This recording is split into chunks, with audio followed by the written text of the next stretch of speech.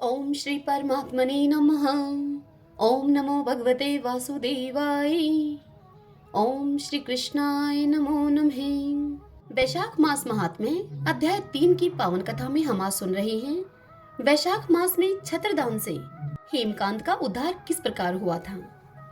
नारद जी कहते हैं कि एक समय विदेहराज जनक के घर दोपहर के समय श्रुतदेव नाम से विख्यात एक श्रेष्ठ मुनि पधारे, जो वेदों के ज्ञाता थे। उन्हें देखकर राजा बड़े उल्लास के साथ उठकर खड़े हो गए और मधुपर्क आदि सामग्रियों से उनकी विधि पूर्वक पूजा करके राजा ने उनके चरणोदक को अपने मस्तक पर धारण किया। इस प्रकार स्वागत सत्कार करने के पश्चात जब वे आसन पर विराजमान हुए, तब विदेहराज के प्रश्न के अनुसार वैशाख मास के महात्म्य का वर्णन करते हुए वे उनसे इस प्रकार बोले। श्रुतदेव ने कहा कि हे राजन, जो लोग वैशाख मास में धूप से संतप्त होने वाले महात्मा पुरुषों के ऊपर छाता लगाते हैं, उन्हें अनंत पुण्य की प्राप्ति होती है। इस विषय में एक प्राचीन इतिहास का उदाहरण दिया जाता है, मैं उसका तुमसे वर्णन करता हूँ। पहले वंग देश में हेमकांत नाम से विख्यात एक राजा हो गए हैं। वे कुशकेतु के पुत्र परम बुद्धिमान और शस्त्रधारियों में श्रेष्ठ थे। एक दिन वे शिकार खेलने में आसक्त होकर एक गहन वन में जा घुसे। वहां अनेक प्रकार के मृग और वराह आदि जंतुओं को मारकर जब वे बहुत थक गए, तब दोपहर के समय मुनियों के वे आश्रम पर आए। उस समय आश्रम पर उत्तम व्रत का पालन करने वाले सतर्ची ऋषि समाधि लगाकर बैठे हुए थे, जिन्हें बाहर के कार्यों का कुछ भी भान नहीं होता था। उनको निश्चल बैठे हुए देखकर राजा को बड़ा क्रोध आया और उन्होंने उन महात्माओं को मार डालने का निश्चय कर लिया। तब उन ऋषियों के 10,000 शिष्यों ने राजा को मना करते हुए इस प्रकार से कहा। वे शिष्य बोले, ओ खोटी बुद्धि वाले नरेश, हमारे गुरु लोग इस समय समाधि में स्थित हैं। बाहर कहाँ क्या हो रहा है इसका उन्हें कुछ भी भान नहीं। इसको वे नहीं जानते, इसलिए इन पर तुम्हें क्रोध नहीं करना चाहिए। तब राजा ने क्रोध से विवल होकर उन शिष्यों से कहा कि हे द्विज कुमारों, मैं मार्ग से थका मांदा यहाँ आया हूँ, अतः तुम ही लोग मेरा आतिथ्य करो। राजा के ऐसा कहने पर वे शिष्य बोले कि हम लोग भिक्षा मांगकर खाने वाले हैं। गुरुजनों ने हमें किसी के आतिथ्य के लिए आज्ञा नहीं दी है। हम सर्वथा गुरु के अधीन हैं, अतः तुम्हारा आतिथ्य कैसे कर सकते हैं हम। शिष्यों का यह कोरा उत्तर पाकर राजा ने उन्हें मारने के लिए धनुष उठाया और इस प्रकार से कहा। राजा ने कहा कि मैंने हिंसक जीवों और लुटेरों के भय आदि से जिनकी अनेकों बार रक्षा की है, जो मेरे दिए हुए दानों पर ही पलते हैं, वे आज मुझे ही सिखाने चले हैं। ये मुझे नहीं जानते हैं, ये सभी कृतघ्न और बड़े अभिमानी हैं। इन आतताइयों को मार डालने पर भी मुझे कोई दोष नहीं लगेगा। और ऐसा कहकर वे राजा कुपित होकर धनुष से बाण छोड़ने लगे। बेचारे शिष्य आश्रम छोड़कर वहां से भय के मारे भाग गए। भागने पर भी हेमकांत ने उनका पीछा किया और 300 शिष्यों को उन्होंने मार गिराया। शिष्यों के भाग जाने पर आश्रम पर जो कुछ सामग्री थी, उसे राजा के पाप आत्मा सैनिकों ने लूट लिया। राजा के अनुमोदन से ही उन्होंने वहां इच्छा अनुसार भोजन किया। तत्पश्चात ऐसे ही दिन बीतते बीतते राजा सेना के साथ अपनी पुरी में आ गए। जब उस राजा के पिता राजा कुशकेतु ने अपने पुत्र का यह अन्यायपूर्ण कार्य सुना, तब उन्होंने उसे राज्य करने के अयोग्य जानकर उसकी निंदा करते हुए उसे देश निकाला दे दिया। पिता के त्याग देने पर हेमकांत घने वन में चला गया। वहां उसने बहुत वर्षों तक निवास किया। ब्रह्म हत्या उसका सदा पीछा करती रहती थी, इसलिए वह कहीं भी स्थिरता पूर्वक रह नहीं पाता था। इस प्रकार उस दुष्ट आत्मा के 28 वर्ष व्यतीत हो गए। एक दिन वैशाख मास में जब दोपहर का समय हो रहा था, महामुनि तीर्थ यात्रा के प्रसंग से उस वन में आए। वे धूप से अत्यंत संतप्त और तृषा से बहुत पीड़ित थे, इसलिए किसी वृक्षहीन प्रदेश में वह मूर्छित होकर गिर पड़े। दैवयोग से हेमकांत उधर आ निकला। उसने मुनि को प्यास से पीड़ित, मूर्छित और थका मांदा देखकर उन पर बड़ी दया की उसने पलाश के पत्तों से छत्र बनाकर उनके ऊपर आती हुई धूप का निवारण किया। वह स्वयं मुनि के मस्तक पर छाता लगाए खड़ा हुआ और तुम्भी में रखा हुआ जल उनके मुंह में डाला। इस उपचार से मुनि को चेत हो आया और उन्होंने क्षत्रिय के दिए हुए पत्ते के छाते को लेकर अपनी व्याकुलता को दूर किया। उनकी इंद्रियों में कुछ शक्ति आई और वे धीरे धीरे किसी गांव में पहुंच गए। उस पुण्य के प्रभाव से हेमकांत की 300 ब्रह्म हत्याएं नष्ट हो गई। इसी समय यमराज के दूत हेमकांत को लेने के लिए वन में आए। उन्होंने उसके प्राण लेने के लिए संघर्णी रोग पैदा किया। उस समय प्राण छूटने की पीड़ा से छटपटाते हुए हेमकांत ने 3 अत्यंत भयंकर यमदूतों को देखा, जिनके बाल ऊपर की ओर उठे हुए थे। उस समय अपने कर्मों को याद करके वह चुप हो गया। छत्रदान के प्रभाव से उसको भगवान विष्णु का स्मरण हुआ। उसके स्मरण करने पर भगवान महाविष्णु ने विश्वक्सेन से कहा कि तुम शीघ्र जाओ, यमदूतों को रोको, हेमकांत की रक्षा करो। अब वह निष्पाप एवं मेरा भक्त हो गया है। उसे नगर में ले जाकर उसके पिता को सौंप दो। साथ ही मेरे कहने से कुशकेतु को यह भी समझाओ कि तुम्हारे पुत्र ने अपराधी होने पर भी वैशाख मास में छत्रदान करके एक मुनि की रक्षा की है, अतः वह अब पाप रहित हो गया है। इस पुण्य के प्रभाव से वह मन और इंद्रियों को अपने वश में रखने वाला, दीर्घायु, शूरता और उदारता आदि गुणों से युक्त होकर तुम्हारे समान गुणवान हो गया है। इसलिए अपने इस महाबली पुत्र को तुम राज्य का भार संभालने के लिए नियुक्त करो।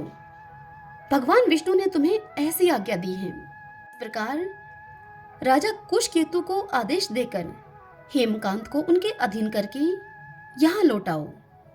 भगवान विष्णु का यह आदेश पाकर महाबली विश्वक्सेन ने हेमकांत के पास आकर यमदूतों को रोका और अपने कल्याणमय हाथों से उसके सब अंगों में स्पर्श किया। भगवत भगत के स्पर्श मात्र से हेमकांत की सारी व्याधि क्षण भर में दूर हो गई। तदंतर विश्वक्सेन उसके साथ राजा की पुरी में गए। उन्हें देखकर महाराज कुशकेतु ने आश्चर्ययुक्त होकर भक्तिपूर्वक मस्तक झुकाकर पृथ्वी पर साष्टांग प्रणाम किया और भगवान के पार्षद का अपने घर में प्रवेश करवाया। वहां नाना प्रकार के स्तोत्रों से उनकी स्तुति तथा वैभवों से उनका पूजन किया। तत्पश्चात महाबली विश्वक्सेन ने अत्यंत प्रसन्न होकर राजा को हेमकांत के विषय में भगवान विष्णु ने जो संदेश दिया था वह सब कह सुनाया। उसे सुनकर राजा कुशकेतु ने अपने पुत्र को राज्य सिंहासन पर बिठा दिया और स्वयं विश्वक्सेन की आज्ञा लेकर उन्होंने पत्नी के सहित वन को प्रस्थान किया। तदंतर महामुनि विश्वक्सेन हेमकांत से पूछकर और उसकी प्रशंसा करके श्वेत द्वीप में भगवान विष्णु के समीप चले गए। तब से राजा हेमकांत वैशाख मास में बताए हुए भगवान की प्रसन्नता को बढ़ाने वाले शुभ धर्मों का प्रतिवर्ष पालन करने लगे। वे ब्राह्मण भगत, धर्मनिष्ठ, शांत, जितेंद्रिय, सब प्राणियों के प्रति दयालु और संपूर्ण यज्ञों की दीक्षा में स्थित रहकर सब प्रकार की संपदाओं से संपन्न हो गए। उन्होंने पुत्र पौत्र आदि के साथ समस्त भोगों का उपभोग करके भगवान विष्णु का लोक प्राप्त किया। वैशाख सुख से साध्य अतिशय पुण्य प्रदान करने वाला है, पाप रूपी ईंधन को अग्नि की भांति जलाने वाला है, परम सुलभ तथा धर्म, अर्थ, काम और मोक्ष चारों पुरुषार्थों को देने वाला है। हरि ओम तत्सत। आज की यह कथा आपको कैसी लगी? वीडियो को लाइक और कमेंट करके मुझे अवश्य बताइए। आइए अब हम सब वैशाख स्नान में सुने जाने वाली आज की कहानी सुनते हैं। एक राजा था। वह वैशाख मास में प्रतिदिन ब्रह्मा मुहूर्त में उठकर गंगा जी में स्नान किया करता था। राजा का यह आदेश था कि मुझसे पहले गंगा जी में कोई भी स्नान नहीं करेगा। राजा जब गंगा जी में स्नान करने के लिए जाते तो उन्हें प्रतिदिन शांत जल के स्थान पर हिलता हुआ जल अर्थात हलचल युक्त जल दिखाई देता था। तब राजा को यह संदेह होता था कि निश्चय ही मुझसे पहले कोई प्रतिदिन गंगा जी में स्नान करता है। इसलिए राजा ने नदी के तट पर 2 पहरेदार बिठा दिए। गंगा जी के तट पर एक वृक्ष था। उस वृक्ष पर एक बंदरिया रहती थी। वह बंदरिया प्रतिदिन राजा के स्नान करने से पहले ही गंगा जी में स्नान करके वापस वृक्ष पर जाकर बैठ जाती थी। अब इस प्रकार होते होते पूरा वैशाख मास व्यतीत हो गया, किंतु वैशाख मास के अंतिम दिन राजा के सिपाही ने उस बंदरिया को देख लिया और उसको पकड़कर राजा के पास लेकर गए और राजा से कहा कि महाराज, यह बंदरिया आपके नहाने से पहले प्रतिदिन गंगा जी में स्नान करती है। उधर राजा की यह प्रतिज्ञा थी कि यदि कोई भी स्त्री मुझसे पूर्व गंगा जी में स्नान करती होगी तो मैं उसके साथ विवाह कर लूंगा। इसलिए अब राजा को बांदरी के साथ विवाह करना ही पड़ा। वैशाख स्नान के पुण्य से बांदरी के गर्भ ठहर गया। 9 मास पूर्ण होने पर बांदरी ने राजा से पूछा कि महाराज, शिशु के जन्म के समय मुझे क्या करना चाहिए। तब राजा ने महल में एक घंटी लगवा दी और बांदरी से कहा कि जब तुम्हें दर्द हो तो तुम इस घंटी को बजा देना, मैं संपूर्ण प्रबंध अपने आप कर दूंगा। राजा की अन्य रानियां भी थीं, उनकी कोई भी संतान नहीं थी। बांदरी को गर्भ है यह समाचार जानकर अन्य रानियां मन ही मन उस बांदरी से अब ईर्ष्या करने लगी और भावी संतान का नाश करने के लिए विभिन्न योजनाएं बनाने लगी। घंटी लगी देखकर एक रानी ने बांदरी से इस घंटी का कारण पूछा। तब बांदरी ने संपूर्ण वृत्तांत उसको बता दिया। रानी ने उसे बहकाया और उससे कहा कि शिशु जन्म से पहले इस घंटी को एक बार बजा कर तो देख ले, राजा जी आते हैं या नहीं। बांदरी ने घंटी बजाई। तब राजा दौड़े दौड़े महल में आए और घंटी बजाने का बांदरी से कारण पूछा। इस पर बांदरी ने राजा को उत्तर दिया कि मैंने तो इन रानियों के कहने पर घंटी को बजाया था। तब रानियों ने राजा से कहा कि यह तो पशु है और न जाने कितनी बार यह घंटी बजाएगी। इस प्रकार कहकर उन सब रानियों ने उस घंटी को हटवा दिया। कुछ दिनों के बाद बांदरी के शिशु जन्म का समय आया। तब उसने अन्य रानियों से पूछा कि अब मैं क्या करूं। तब एक रानी ने कहा कि तुम आंखों पर पट्टी बांधकर सो जाओ। बांदरी के वैशाख माह के स्नान के पुण्य प्रताप के रूप में उसे एक सुंदर पुत्र हुआ। शिशु के जन्म होते ही उसके रोने से पूर्व ही अन्य रानियों ने उसे एक टोकरी में रखकर दासी को दे दिया और दासी को यह आदेश दिया कि इस बालक को तुम नदी में बहा कर आओ।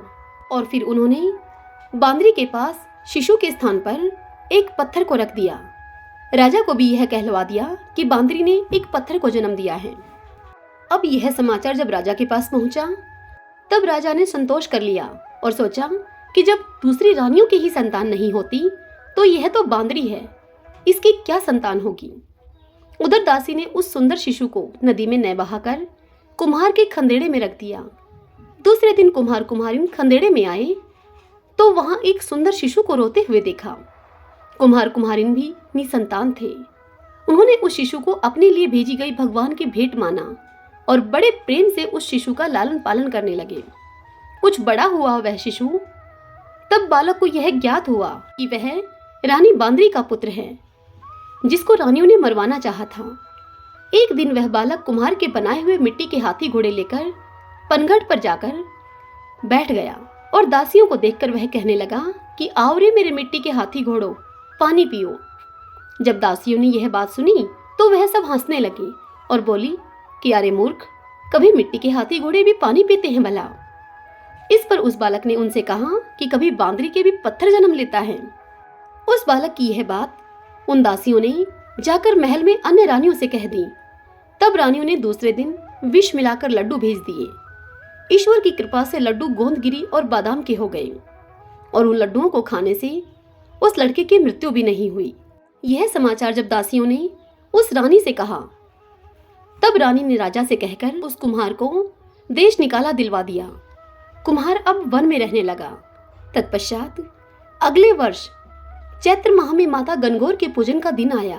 तब वह बांदरी का पुत्र 108 करवे और 108 गोली लेकर तथा घड़े में पानी लेकर बगीचे के बाहर बैठ गया।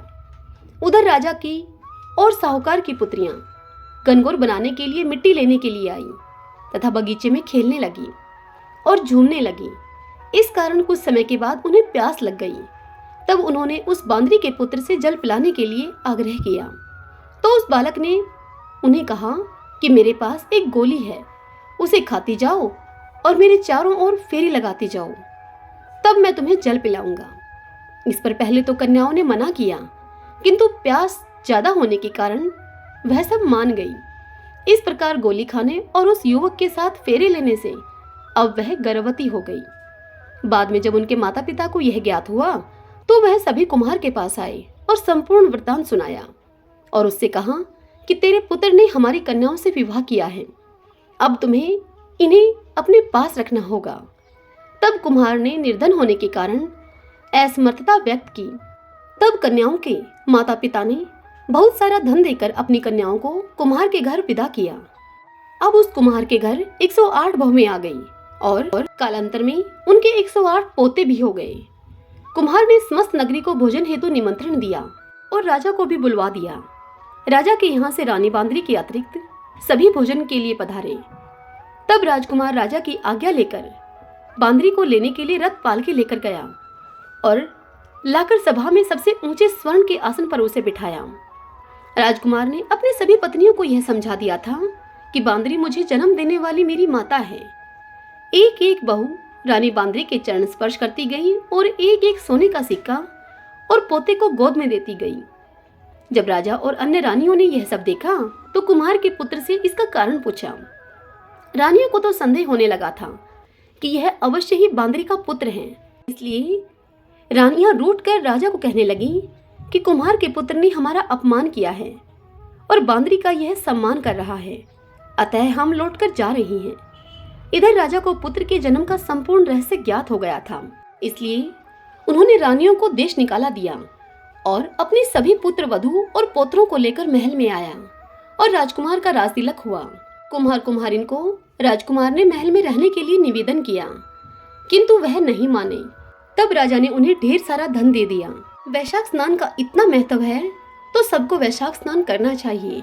बांदरी ने वैशाख स्नान किया तो उसे राजा का राज्य, पुत्र, बहुएं आदि प्राप्त हुई। हे ईश्वर, जैसे आपने बांदरी को राजपाट दिया, सुख सौभाग्य दिया, वैसे ही हमें देने की भी कृपा करना।